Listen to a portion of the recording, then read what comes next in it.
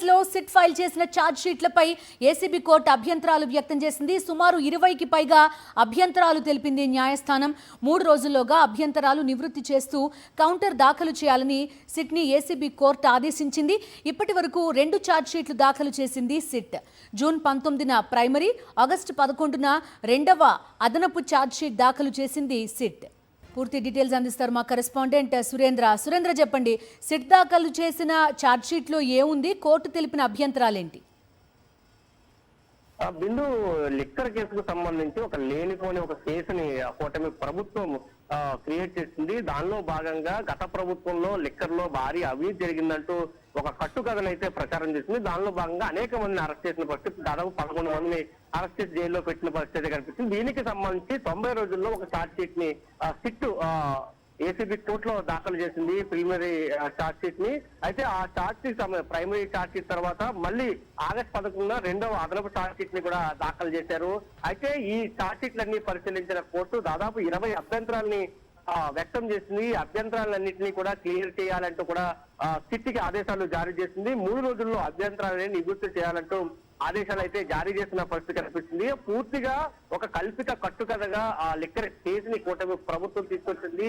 దానికి సంబంధించి కొంతమంది పేర్లు చెప్పడం, పేర్లు చెప్పిన వాళ్ళ మీద కేసులు నమోదు చేయడం, వాళ్ళని జైలు పాలు చేయడం కూడా చూసాము. అయితే ఈ ఛార్జ్ షీట్ లో చాలా వివరాలు వచ్చాయని కూడా చాలా కట్టుకథల్ని బయట పెట్టారు. ఛార్జ్ షీట్ లో చాలా వివరాలు ఉన్నాయి. ఎక్కడెక్కడికి ఈ మనీ వెళ్ళింది, లేకపోతే మనీ లాండరింగ్ జరిగింది, వివిధ కంపెనీల్లోకి వెళ్ళింది, లేకపోతే కసిరెడ్డి లాంటి వాళ్ళు దీన్ని ఎలా తీసుకెళ్లారు, లేదా మిథున్ రెడ్డి లాంటి ఎలా ఉపయోగించారంటూ ఒక కట్టుకథలను అల్లిన పరిస్థితి వచ్చింది. అయితే ఈ ఛార్జ్ షీట్ లో చాలా అభ్యంతరాలు ఉన్నాయంటూ కూడా కోర్టు ఇప్పుడు తెలియజేసిన నేపథ్యంలో సిట్ రికార్డులో పడిన పరిస్థితి కనిపిస్తుంది. కేవలం 3 రోజులే సమయం ఇచ్చారు.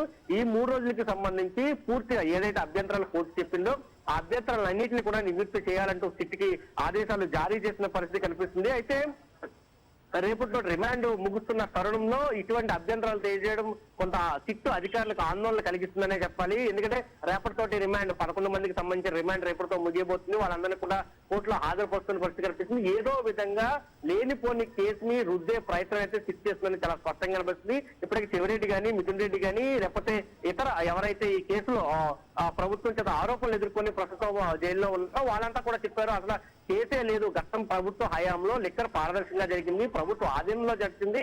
అటువంటప్పుడు ఏ విధంగా ఈ ఒక స్కామ్ జరుగుతుందంటూ కూడా వాళ్ళు ప్రశ్నించిన పరిస్థితి ఉంది. కావాలని సిట్ అధికారులు బెదిరించి కొంత వాంగ్మూలాలు తీసుకున్నారంటూ కూడా కొంతమంది చెప్పడం కూడా జరిగింది. ఈ నేపథ్యంలోనే సిట్ ఆ ఛార్జ్ షీట్ దాఖలు చేసిందో ఆ ఛార్జ్ షీట్ లో అభ్యంతరాలను వ్యక్తం చేయడం మీద ఇప్పుడు ప్రస్తుతం ఆసక్తి నెలకొంది. ఏమి వ్యక్తం చేశారు అనేది దానికి సంబంధించి లిఖితపూర్వకంగా కోర్టు అయితే ఆర్డర్ జారీ చేయబోతుంది. ఈ నేపథ్యంలో 3 రోజుల్లో కోర్టు ఏవైతే అభ్యంతరాలు తెలియజేస్తుందో అభ్యంతరాన్ని నివృత్తి చేసే పని అయితే సిట్కి ఉందనే చెప్పాలి. Right Surendra, thank you.